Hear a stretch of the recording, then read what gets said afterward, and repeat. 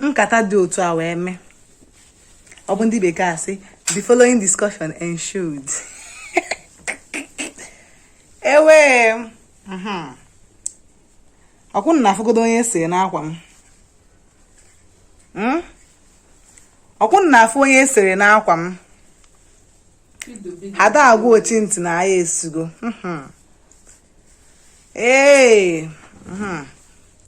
Ka m na-ekwukwa ihe m na-ekwu.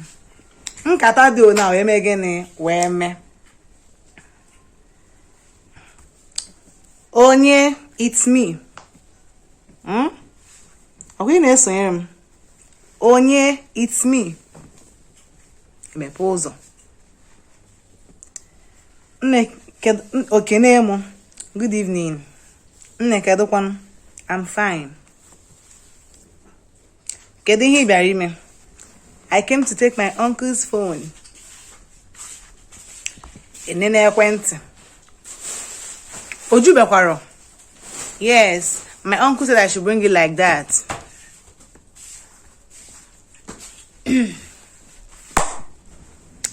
Ihe ọjọọ na-atọ ọchị.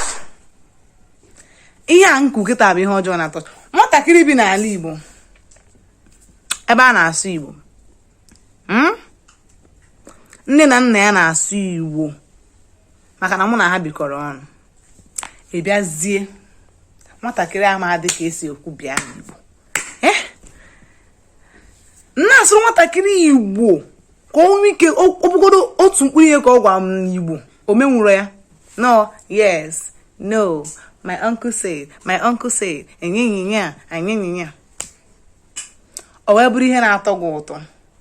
Akpọpụta gị na echizuo gị nne m azụ ka nne na nna m azụ. Unu ọbịa eme ihe ekwe na-akụ. Agwụkwa m unu oge yeru mgbe ọ ga-abụ mmadụkwa na ịbụ onye Igbo. Ị na-asụrụ m bekee nne gị ka ọ na-adịghị m aghọta ihe ị na-ekwu. Belụsọ na ebe anyị nọ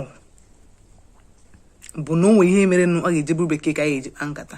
Nne ekiri gị ị na-asụ nne gị ọ ka ịgba ọkwa aka ntị ya ka ihe bịara ime.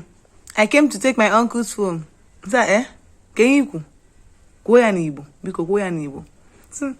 Auntie, please, my uncle's phone is here.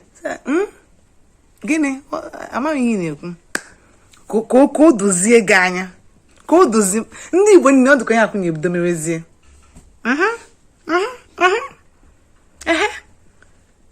Ebe gwasụ Igbo basụ ndị Mgbeke. Ka anyị na ndị Igbo Mgbeke ibe anyị kpakọrịtabazie. Ndị na-abụrụ Mgbeke gekwa unu ndị na-abụrụ Mgbeke ibu ka unu na ha kpakọrịtawa maka na ihe a na-ewi ihe a were m ezigbo iwe mana ọ bụ ihe nne ka anyị kwu okwu. Onye na-anụ ya bụ nwaada mụ na Achọnụha nwa na-asị ka ụbọchị tata mara unu niile mma. Na-asịkwa unu ka unu tụnyere achọrọ m ikwu ya n'ọnụ ka ọ resị